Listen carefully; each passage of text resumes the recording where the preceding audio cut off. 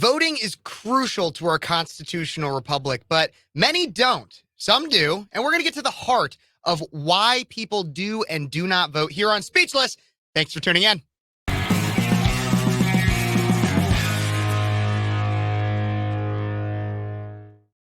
Hey, everybody. Welcome back to Speechless. I'm your host, Phares, 22-year-old conservative college student out of Central Illinois, host of Speechless on Cities 92.9, the news and talk of Bloomington Normal. And recently, I was assigned a project in my college classes to discuss with people why they do and do not vote. And so I figured, what the heck? Let's post these, and because we have to understand when 1/3 of our population in this country that has not voted in the last 3 elections, why do people choose not to vote? It's insane. It's insane. But some answers might surprise you more than others. And so I'm going to talk to 2 people today, one of which did not vote in the last midterm elections and one who did, to understand their motives and what they will plan on doing in the future in terms of their voting. My first guest today is my friend, Zach. Zach's a college student at the college I attend. Zach, so you did not vote in the 2022 midterms, correct? Correct. I did not vote in the 2022 midterms. Why not? I was currently a resident of New York, which is about a 10-hour drive from here in Bloomington.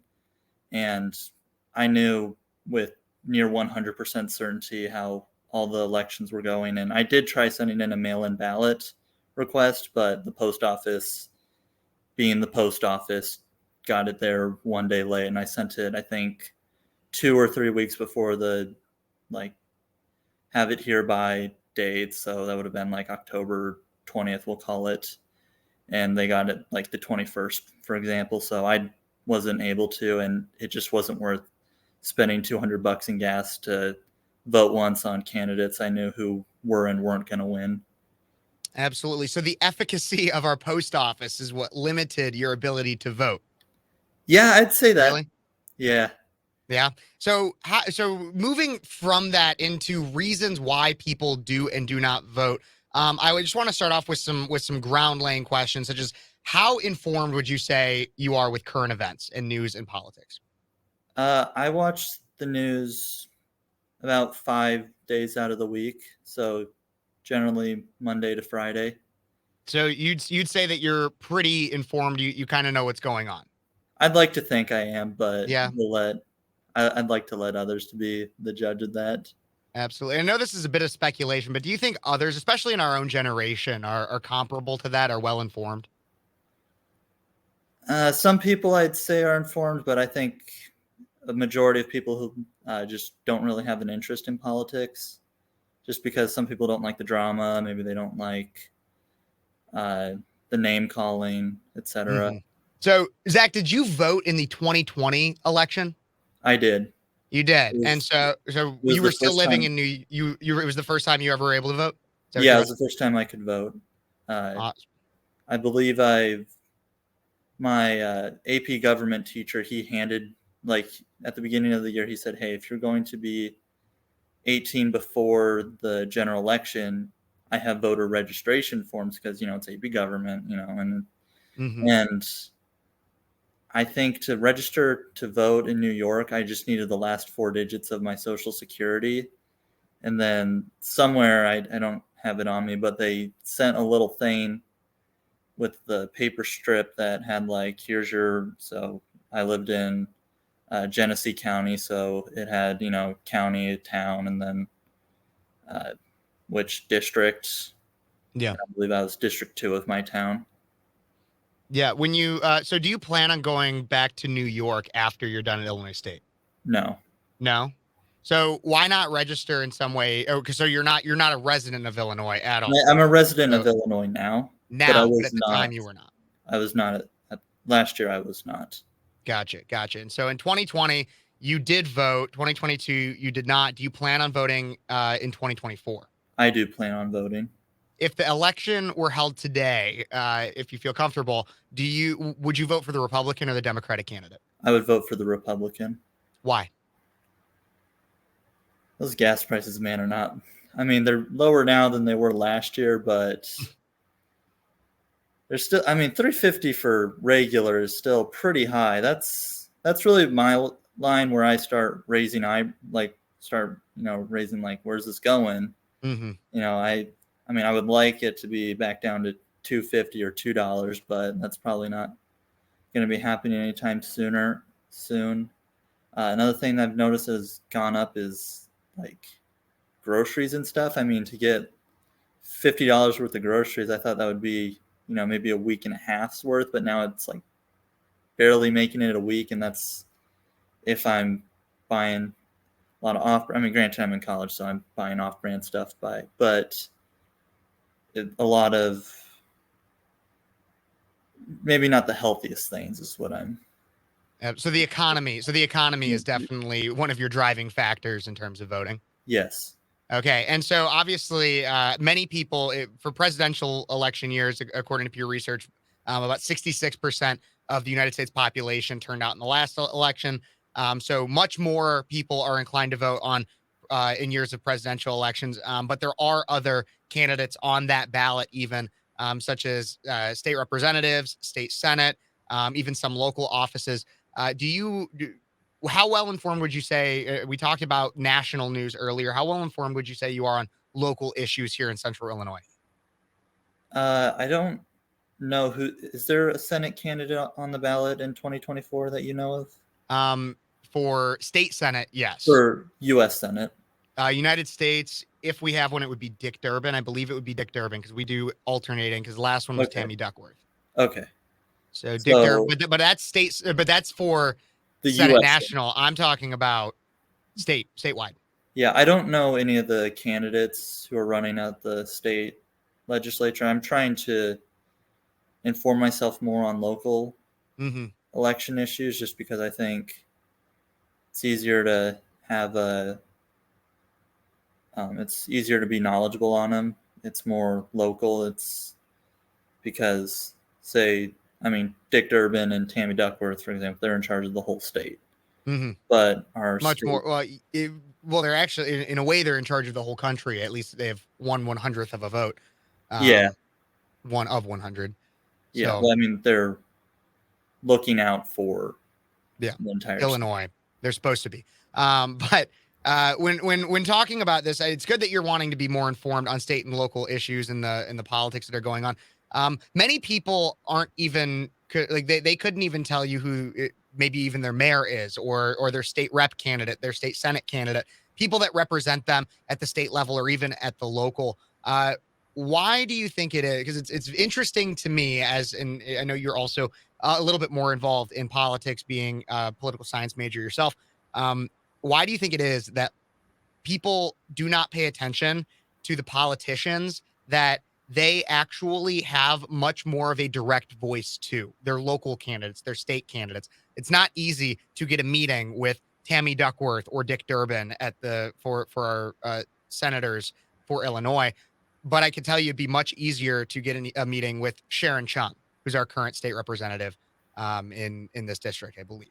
So why Sharon Chung or even Mayor Coos, I guarantee you would be relatively easy, at least compared to the senators. Why do you think it is that people don't pay attention, especially when those that are making decisions at the local level will have a much more direct impact, usually, than those that are making national level decisions? I think probably one of the primary reasons is there's not a culture that cares about it. Okay. And I think maybe one way that could change is if there was, I know some states that when you enter, it'll say like, oh, Governor so-and-so on the welcome to whatever state. So maybe if we started having stuff like that, like welcome to normal, mayor, and, have the mayor's name, Mm-hmm. maybe, I don't know how you could incorporate that for state senators or state representatives, maybe something similar. But I think maybe if our local leaders sent out, I don't know if the franking privilege applies to local, like state and local leaders, but maybe if they sent out like, hey, state of our city or state of our town, state of our district, like Mm-hmm. how there's the State of the Union or State of the State addresses that the governors do, because I know who the governor is, I know who the president is, I know who our two senators are, but I know that I don't know who our congressman is. I don't know who our state leaders are, and part of that is also due to gerrymandering. I mean, if I lived 2-3 blocks south of where I live, You could have a different one, yeah. I could have a different one. Yeah, and so I understand that. Or I think I do. To clarify, so you're saying a lot of it. You mentioned culture. Are you so is the blame more on the politicians for not getting out to or for not communicating well enough with their constituents, or is it on the constituents for not seeking the politicians out? I think it's kind of one of those chicken and the egg scenarios, but I think it's a lot easier for one person to try and make an effort than, say, the 40, 50,000 people of Normal to try, because you're not going to get someone to, care unless you make an effort. And if, say, the mayor started making an effort, then maybe 5, 10,000 people Hmm. might start caring, and then that next thing you know, that's half the town knows who the mayor is. Yeah, absolutely. Well, so I just have one final question for you. In 2016, it was claimed significantly by Hillary Clinton and the Democratic Party that the election was stolen by the Russians at the presidential level. In 2020, Donald Trump claimed that the election was stolen by voter fraud. Along with both of those stoking significant levels of distrust in our system. Many people believe that simply because of the mass quantities of people that vote, that their vote does not matter. You did not vote in the 2022 midterm elections, mainly because of logistical issues. But do you believe overall that your vote matters? Why or why not? I'd say our vote matters, especially on the local levels, because some of these places have like single digit voter turnout. I don't know what Chicago's mayoral election was, but I think it was like low 30s. So realistically, if you really wanted to, you could find, maybe a bunch of dead people, but you could find, uh, but you could get, maybe 20%, so have like a 50% voter turnout, then that'd be similar to the national level. But I think I do kind of like the idea of having, actually, I kind of like how Virginia does it, where their governor and their state elections are on odd, odd years. Hmm. So I believe theirs will be this year. And so that kind of differentiates them from the national level. So I think kind of a case by case issue, but I think there are ways that we can help people know that their vote matters. Yeah.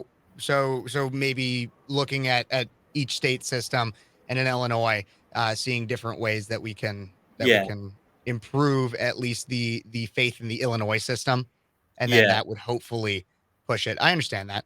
Awesome. yeah. Well, Zachary, that's about all the time we have. Any final words when it comes to voting? And words of encouragement, anything like that for anybody out there? Get out and vote. Awesome. Awesome. Well, thank you very much, Zach. Everybody, I'm going to make this a reoccurring segment on the show in which I discuss with people their motivations for voting or not voting. And so if you'd like to be involved, I still have another interview, but if you'd like to be involved and possibly join a panel discussion about voting, feel free to email speechlesskp@gmail.com.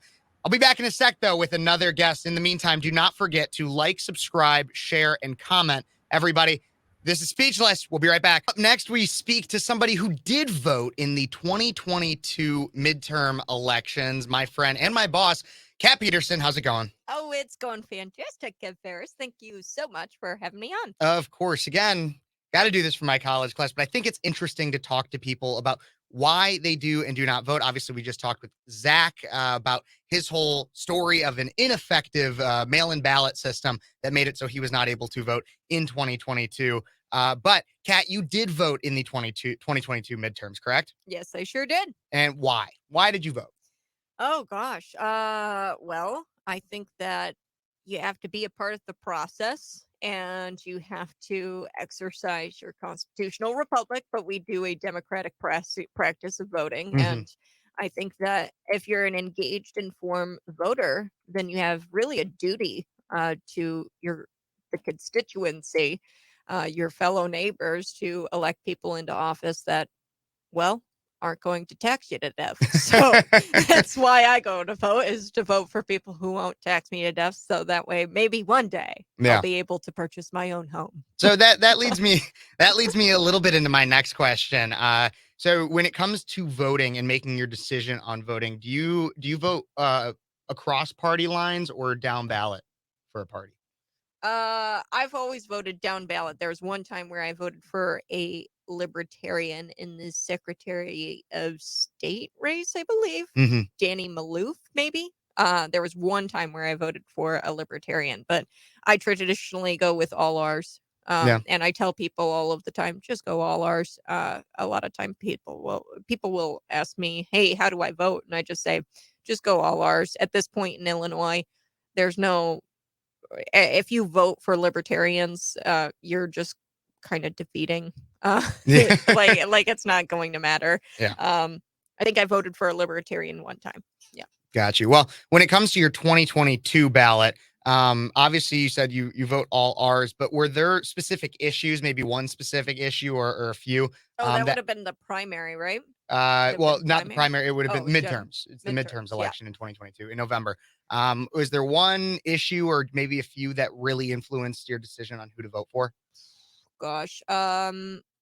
I think that there was a referendum question that really got me out to vote Mhm. during the midterms. I think it was the Unit 5 tax referendum. They brought it back for the municipal election of 2023, but I definitely went out to go out and vote for that, or vote against it, saying no to the tax referendum, because I did my research and found that, well, this tax referendum was likely going to go uh, and to line the pockets of administration and not really go to the kids.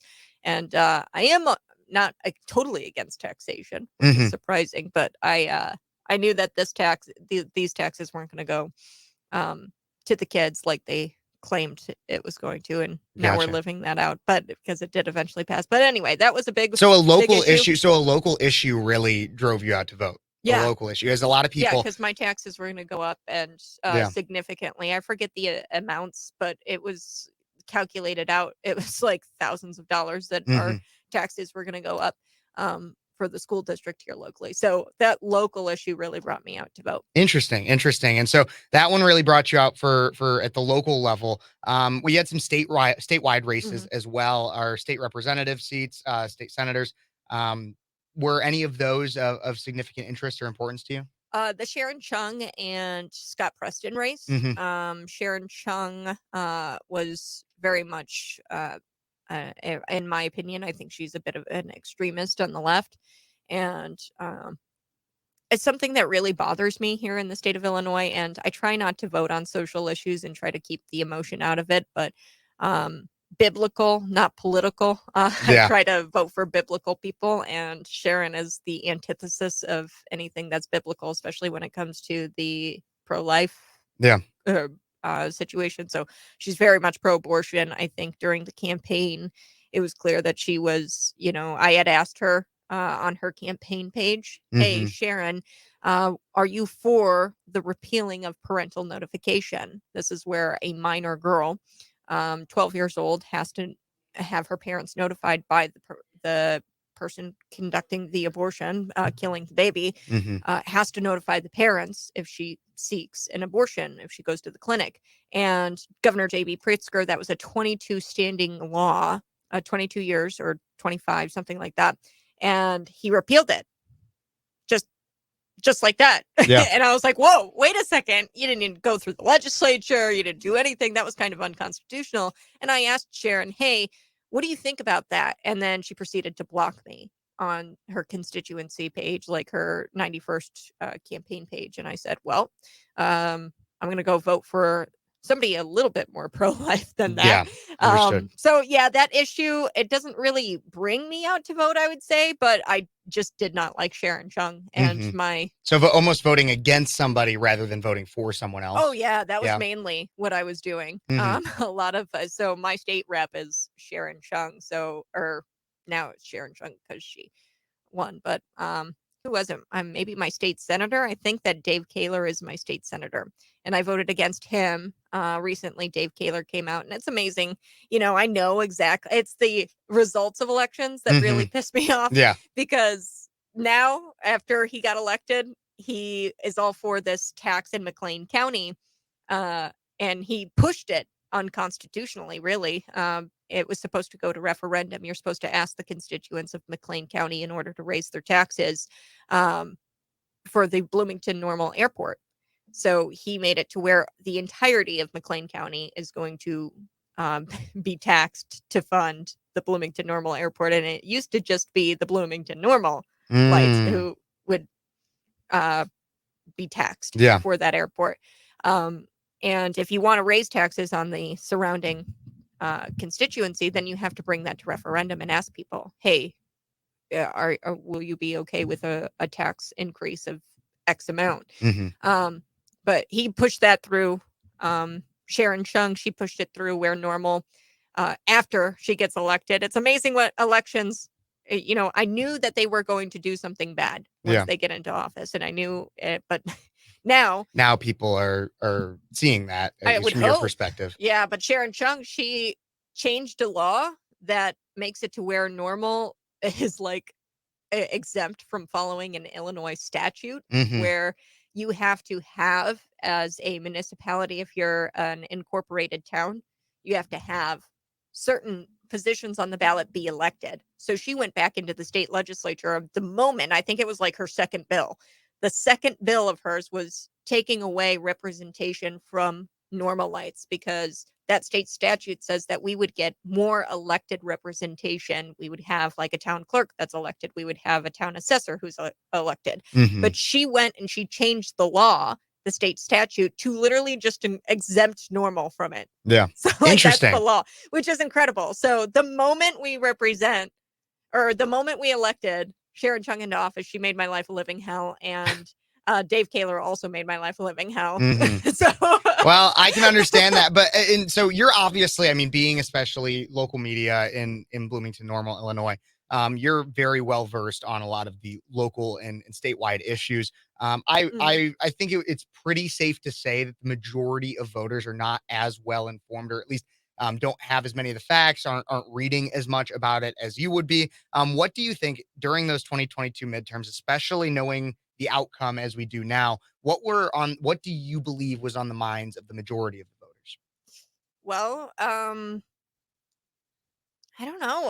Honestly, it's amazing to me because a lot of times I think that there's these low information voters, and it's not really so much anything in a particular issue that gets them out to vote. Rather, it's a friend of theirs or a Democrat coming to their door with a gift certificate saying, hey, go vote this way, and then they go vote that way.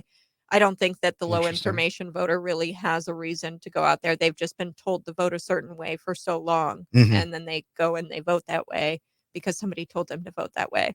Interesting. I can understand that. Why I know that? Because I have about 20 people call me the day of the election asking me how to vote.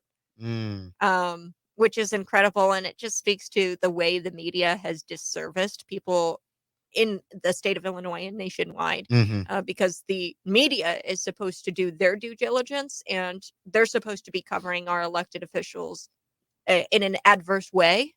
So that way we know what they do wrong. I don't care what they do right. I really don't give a crap, because they send out press releases and they have social media pages where they tout everything that they do right.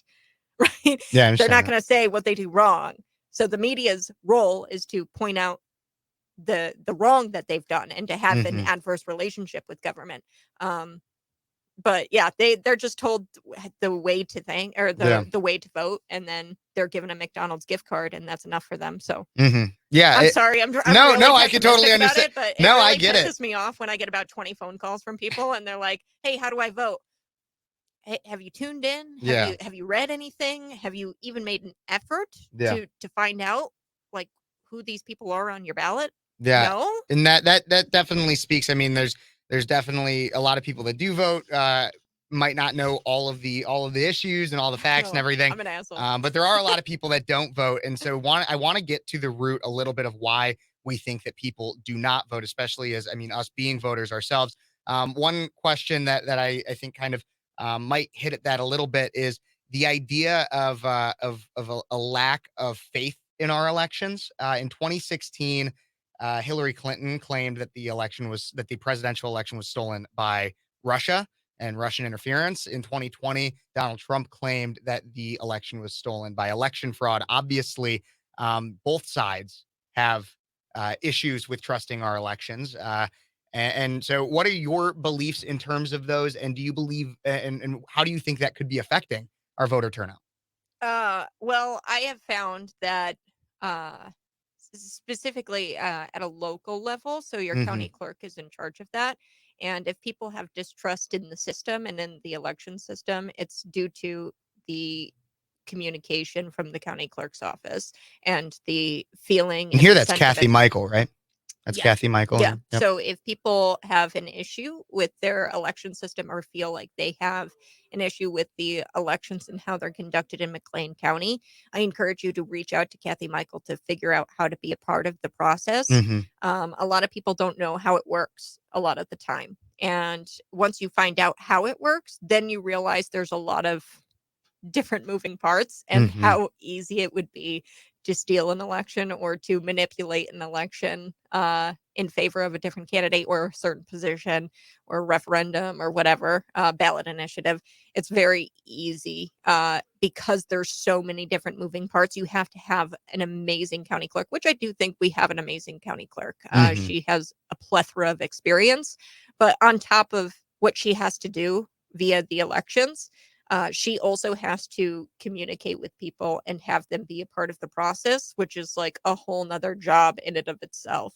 So, yeah, it's really just county clerks Yeah. statewide being involved so much to where it's not even a thought that gets into people's minds, and not to dismiss people who have those concerns.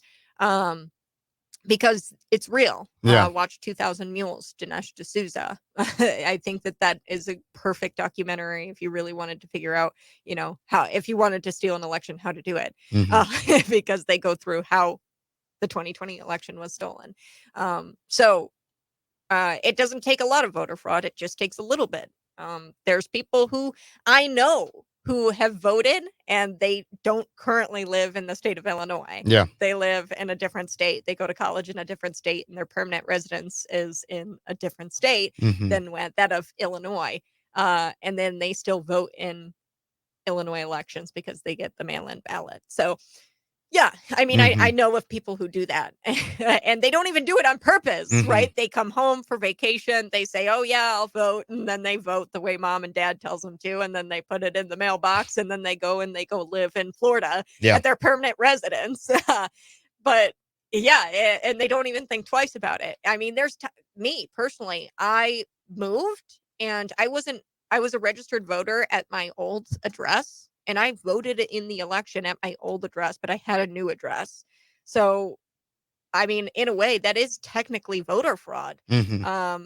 But I just didn't even think of it. So So you're admitting right now that you committed voter fraud, Kat? you can't do that. But I did, right? Oh my gosh. I mean, I was still in the same district, so Yeah. it really didn't matter. No, And I how would understand they what you're have saying. known it's Yeah. on It's not like you me? voted twice or anything like that. No, I understand that. Yeah, I Do was in you? the same district Yeah. too, so I wasn't like voting different districts. I was Hmm. in McLean County District 5. Yeah. Um for the 2022 midterms, but it was actually that election, the Interesting. 2022 midterm. So I had recently moved Yeah. and I didn't change my voter registration address because you're Hmm. supposed to be registered at a certain address, but I had recently moved. Yeah, like right at And that time, around that time. I remember that. But do you believe your vote counts or not in matters or Illinois. that it matters? Yeah. Not in Illinois. Not in Illinois. No. I think that my vote might count in McLean County, but in the grand scheme of things, I don't know if it does. I do it just so that way I can say I did everything I could. Hmm. Um, but and if you look at the numbers of it all, it's really quite bizarre, the Democrat Party. So Governor J.B. Pritzker, you look at the Republicans, the vote totals. So the vote totals over a course of, I don't know, 10 plus years for Republicans has stayed the same. So like consistently we're getting, I don't know, 100,000. I'm pulling numbers out of my butt. 100,000 vote totals, Yeah. 100,000 vote totals. And then J.B. Pritzker and the Democrat Party, they're increasing over time. So they're getting more and more Democrats out to vote. But I'm not talking like maybe they get 100 more voters each election cycle. I'm talking thousands upon thousands of voters each election cycle. So there's obviously something that the Republican Party is not doing correctly, because our vote totals remain the same consistently. So they aren't getting out the vote. Democrats, or I don't know what it is, but it's thousands upon thousands incrementally over time. They're getting more and more of this vote total of the state. And that's despite an exodus from the state of Illinois. So with population leaving the state of Illinois, somehow the Democrats are able to get thousands upon thousands of new And voters. Republicans stay constant. Oh, it's constant. If Gotcha. anything, maybe our vote totals have dropped a little bit. I don't know why that is. I mean, the Democrats will argue that it's because they're so great at getting out the vote, and I understand. I think they are, because they run around with McDonald's gift certificates and buy low information voters. However, because I was on college campus, that happened to me. I had a Democrat approach me with a gift certificate to McDonald's and asked me to go vote Dem. And I said, no, thank you. Isn't that technically illegal? It's technically, yeah, it's buying people's vote. Yeah. But I mean, when you do it at a low scale college campus, it's not easy to figure out. I got you. And then the constant evolution, or like the just evolution of our election laws. I wouldn't be shocked if it's legal, because right now in the state of Illinois, you know what's legal? So if I'm a ballot harvester, so if I go to your house tomorrow, Kevin, and I go and I collect your mail-in ballot, I can't be held liable if that mail-in ballot does not get to the drop box, because I could get into a car crash, or I could get sick and I could forget the ballot on my table. I cannot be held liable if for some reason I take all these Republican votes that I got in my box and just dumped them off into a ditch and drove away.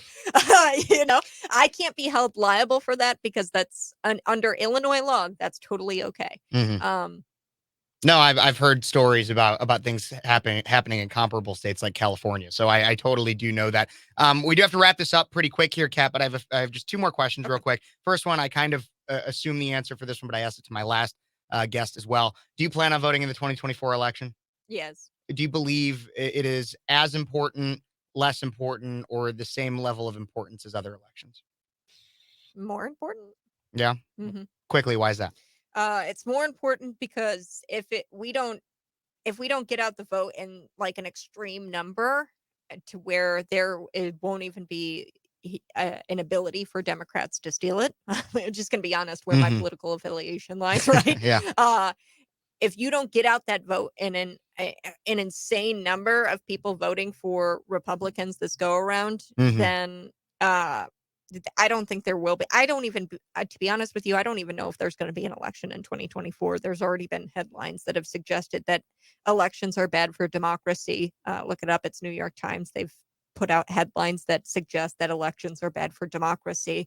So I wouldn't be shocked if we don't have an election, because the narrative shifts and we move to something maybe like ranked choice voting by the 2024 election, or we're given one ballot option, which would be Joe Biden, because they take Donald Trump off of the ballot in the general. But yeah, this is the last one. The last election, if we even have it. So, well, very interesting take there. I don't know how much I agree with it, but final question for you, because especially as you talk about needing to have so many more people vote. So according to Pew Research, just over a third of the United States population voted in all three of the last elections, or the last three elections, 2018, 2020, 2022. But on the inverse, about a third also did not. A third of the U.S. population did not vote in the last three elections, any of them, which is kind of a stark difference. We have a kind of a very divided America when it comes to voting, but it still seems like everybody wants to complain whether or not they voted about the state of the country. How do you think that we can convince that third that did not vote in a single one of the last three elections to get out and vote? Listen to alternative media. I mean, that's the only way you're really going to be inspired to go. How do you reach them though? Because like, how do you reach those people? I would say focus on things that matter, Hmm. and that affect people on a day-to-day basis, like inflation, government censorship, uh, people getting banned for God knows what, Yeah. a meme that you post or something like that. These are really important issues. The weaponization of the DOJ, the IRS, the public education, the scores being down consistently nationwide for reading apprehension and math. So I don't know. Just talk about things that happen to people every single day. This climate change, the war in Ukraine, the spending in Ukraine. Who cares? At the end of the day, I don't care about it. You know what I mean? I Hmm. care about the spending, but I don't really care about what's going on in Ukraine. It doesn't affect my day to No, day. I totally understand that. Well, definitely we can find different ways. Talk to people seems to be the biggest thing. Talk and share. Mhm. Absolutely. Talk and And share. and have the conversations that a lot of people don't want to have. Well, thank you very much, Cat Peterson. Everybody, I hope you like this. And if you're my professor watching right now, I hope you really like this. Don't forget to like this video, subscribe to the channel, comment what you think, everything like that. Share it with your friends, as we just heard from Cat. We need to have these conversations. And like I said earlier, if you're interested in joining this series, I'll be starting talking to people about why they vote, why you should vote, why you didn't vote, anything like that. Give me an email at speechlesskp@gmail.com. I'd love to hear from you. I'd love to have you on. We could record this and we could even talk a little bit off air too if you got any questions, comments, or concerns. Everybody, thank you so much for tuning in. Again, don't forget to like, subscribe, comment, share, everything like that. Until next time, this has been Speechless.